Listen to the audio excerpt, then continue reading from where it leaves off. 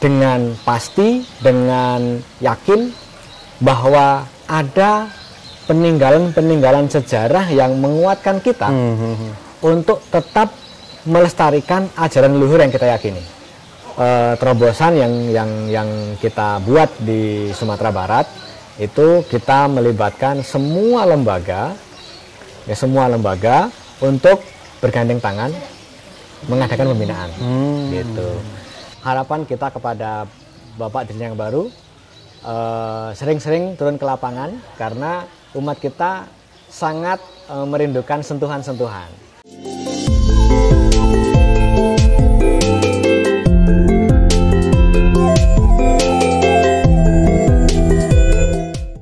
Om Swastiastu. Salam Rahayu pemirsa Hindu Channel umat sedharma yang ada di Sumatera Barat. Hari ini kita bersama dengan tokoh Hindu yang sangat berpengaruh di Sumatera Barat. Beliau adalah Bapak Jumadi. Benar nggak Pak, Bapak Jumadi? Benar. Nah, beliau adalah Bimas Hindu Sumatera Barat. Sangat senang sekali Hindu Channel bisa hadir di Sumatera Barat, bisa dikatakan seperti itu ya Pak ya. Iya. Nah, di Sumatera Barat ini dengan suasana yang nyaman lah. Suara-suara air sejuk, terus tadi sempat kita lewat beberapa perjalanan sangat nyaman sekali. Nah, hari ini kita akan berbincang terkait dengan kondisi umat Hindu yang ada di Sumatera Barat ini. Kita langsung bersama dengan tokohnya. Sehat Pak? Astungkara. Astungkara sehat. Rahayu Pak. Rahayu. Kegiatan lancar? Astungkara kegiatan lancar-lancar semua. Nah, denger-denger nih sebelum jadi Bimas ngajar dulu. Betul. Betul ngajar, jadi dosen apa seperti apa? Oke. Saya tugas pokok awalnya itu guru agama Hindu. Ya sambilan lah ke perguruan tinggi juga. Tapi sekarang ini bisa jadi Bimas ini loh Pak, ya, luar biasa. Akhirnya kan kegiatan-kegiatan guru juga akhirnya di backup oleh Bapak kan seperti itu. Ya, itu anugerah tersendiri yang diberikan Sang Widi kepada kami untuk bisa mengabdikan diri di sekup yang lebih luas. Kalau kemarin kan kita mengabdikan diri di dunia pendidikan saja. Sekarang kita bisa melayani umat dalam bidang-bidang yang lain. Nah, perbedaannya apa nih? Apa yang bisa membedakan sangat menonjol sekali menjadi guru dan menjadi Bimas saat ini? Tentu sangat beda ya, sangat beda. Dunia kerja di dalam kelas dengan dunia kerja di lapangan. Kalau saya bilang kemarin kita di dalam kelas, karena kita guru kan begitu ya. Yang kita otak-atik, yang kita pelajari, yang kita sampaikan itu ya seputar itu, gitu.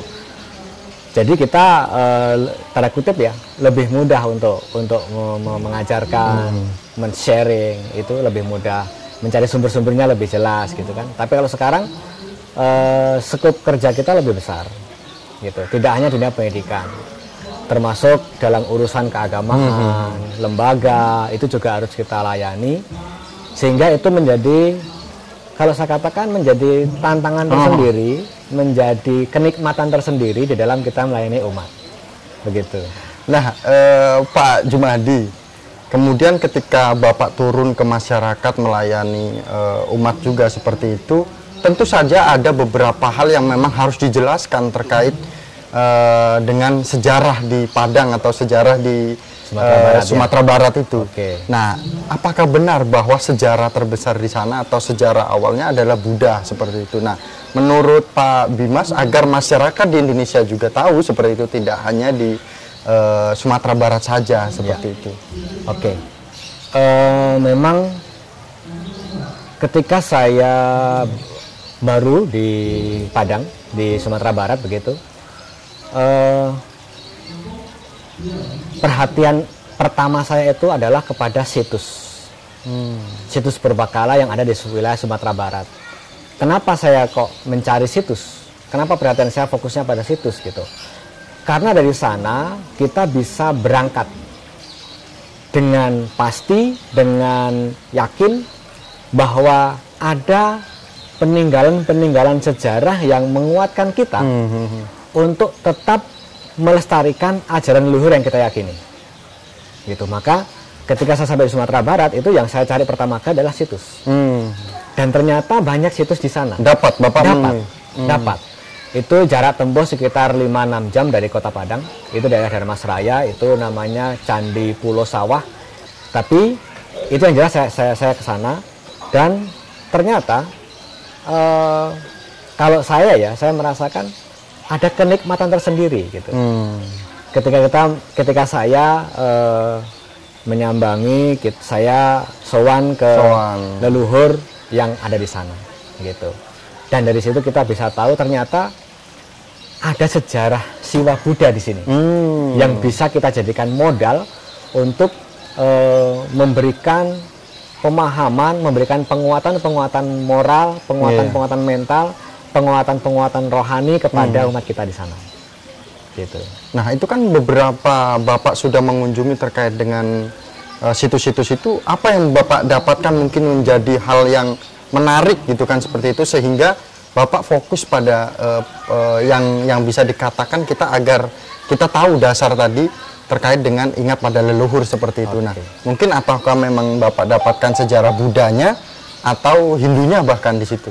Ya, dari sumber terpercaya yang saya sempat temui di sana, di Candi Pulau Sawah di daerah Dharmasraya, Sumatera Barat itu terdapat patung Amogapasa, yang mana itu merupakan hadiah dari Kerajaan Majapahit kepada Kerajaan Dharmasraya. Nah, dari sini saya meyakini bahwa ada hubungan erat antara Siwa dengan Buddha. Dan saya sangat yakin. Ternyata juga setelah kita telusuri di di kantor Purbakala, gitu, BPJB ya. Nah, itu di sana banyak peninggalan-peninggalan yang sifatnya Hinduis, gitu. Dan tidak hanya di Dharmasraya saja, di daerah Batu Sangkar itu ada 12 prasasti yang isinya itu tentang Siwa Buddha, gitu. Jadi tidak hanya di Dharmasraya, di Batu Sangkar juga ada. Dan mungkin itu prasasti terbanyak itu di Indonesia ya. Ada 12 prasasti. Itu belum kuburan-kuburan yang kuno ya. Di zaman-zaman megalitik itu banyak sekali di sana. Nah, dan Siwa Budanya sangat kental di situ. Nah, ini kan sangat berpengaruh pada perkembangan umat Hindu di sana tentu saja kan Pak. Nah, jadi bagaimana peran Bapak selain memang fokus pada untuk melihat situs-situs itu, kita kembali lagi kondisi umat kita mampu tidak untuk melakukan itu gitu. Umat Hindu yang ada di Sumatera Barat seperti ini. Memang kita akui ya, populasi Hindu di Sumatera Barat itu tidak seperti di daerah lain. Berapa Pak? Kira-kira sedikit. Kira-kira lah. Ya sedikit lah. Jadi kita memang perlu agak ekstra ya. Terlebih dengan kondisi umat yang sedikit ini, tidak ngumpul, tidak tersentral. Dia menyebar dari 19 kabupaten kota itu ada 9 kabupaten kota yang terdapat umat Hindunya. Gitu. Jadi menyebar. Gitu. Jadi di sana kita pembinaan dalam hal ini harus agak ekstra agar umat-umat itu terlayani dengan baik. Gitu. Maka terobosan yang kita buat di Sumatera Barat itu kita melibatkan semua lembaga untuk bergandeng tangan mengadakan pembinaan. Gitu. Ada umat yang jaraknya itu sekitar 8 jam sampai 10 jam dari Kota Padang. Itu jarak terjauh. Itu di Solok Selatan, Kabupaten Solok Selatan, itu di daerah perbatasan dengan Jambi. Tapi aksesnya ya sebagian bagus. Sebagian. Karena 8 jam itu. Kalau 8 jam nggak mungkin semua halus seperti itu. Jadi itu adalah kendala tersendiri yang harus kita carikan solusinya gitu. Maka kita ajak terutama penyuluh ya untuk membuat media penyuluhan. Seperti ini. Tidak hanya Dharma Wacana saja, tetapi kita buat seolah-olah itu real gitu. Oh, okay. Contoh, kita buat video tentang mantra-mantra Banten Saiban. Sangat penting sekali itu. Nah, itu jadi ada prakteknya, ada langsung tertera di sana mantranya. Kemudian tertera juga terjemahannya. Jadi umat yang jauh sana, yang tidak setiap saat bisa mendapatkan pembinaan, dia bisa belajar di situ. Nah, dan masih banyak lagi yang lain. Nah, untuk supaya agar bisa mendapatkan pembinaan terkait dengan pembuatan video mungkin ya, itu kan tadi ada translate-nya, kemudian ada mantranya. Itu kan membutuhkan orang-orang yang memang kompeten. Oh, kompeten gitu kan, seperti itu, Pak. Nah, bagaimana cara Bapak mendatangkan orang yang berkompeten itu, atau memang yaudah dek kamu aktif tuh ke sini, kamu jadikan di sini, terus kamu berikan pembelajaran, atau seperti apa, Pak? Ya, yang jelas kita kan sudah punya SDM ya. Nah, jadi SDM itu kita kumpulkan, kita kasih arahan gitu kan. Kemudian sambil berjalan ya kita arahkan. Apalagi tutorial sekarang banyak loh Pak, udah gampang, udah tinggal bagaimana cara pengambilan gambar yang baik gitu kan, terus ngeditnya seperti apa, mantra-mantra sudah banyak. Nah, terakhir nih Pak, Astungkare kita sudah memiliki Dirjen Bimas Hindu baru, yang 1 tahun, ada sekitar 1 tahun yang kursinya kosong lah ini kan, dikosongkan, kemudian PLT digantikan.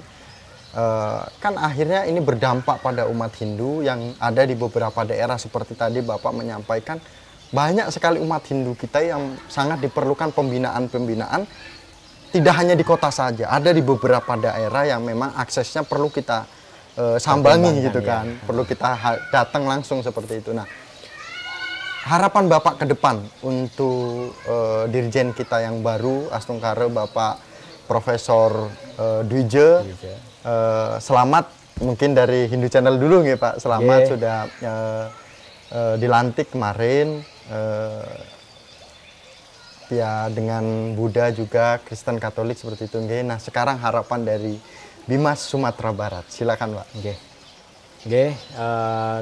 Kepada yang terhormat Bapak Profesor Dwije, Dirjen Bimas Hindu yang baru, kami umat dari Sumatera Barat terlebih dahulu mengucapkan selamat atas dilantiknya Bapak Profesor sebagai Dirjen Bimas Hindu yang baru. Semoga tetap sehat dan semangat dalam melayani umat. Terlebih kondisi umat kita banyak yang di pelosok-pelosok, jadi harapan kita kepada Bapak Dirjen yang baru sering-sering turun ke lapangan, karena umat kita sangat merindukan sentuhan-sentuhan gitu. Jadi doa kita semoga tetap sehat Bapak, sehingga bisa terus menyambangi umat, terutama yang di pelosok-pelosok. Saya pikir demikian. Terima kasih Pak Jumadi sudah menyempatkan bersama dengan Hindu Channel. Kami sangat senang sekali bisa mewawancarai langsung tokoh Hindu yang ada di Sumatera Barat. Bapak sehat selalu.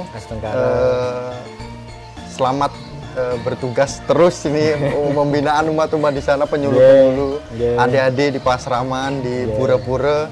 Salam dengan umat yang ada di Sumatera Barat, nih Pak. Siap. Dan akhir kata kami tutup dengan Paramasanti bersama dengan Bimas Hindu Sumatera Barat. Om Santi, Santi, Santi.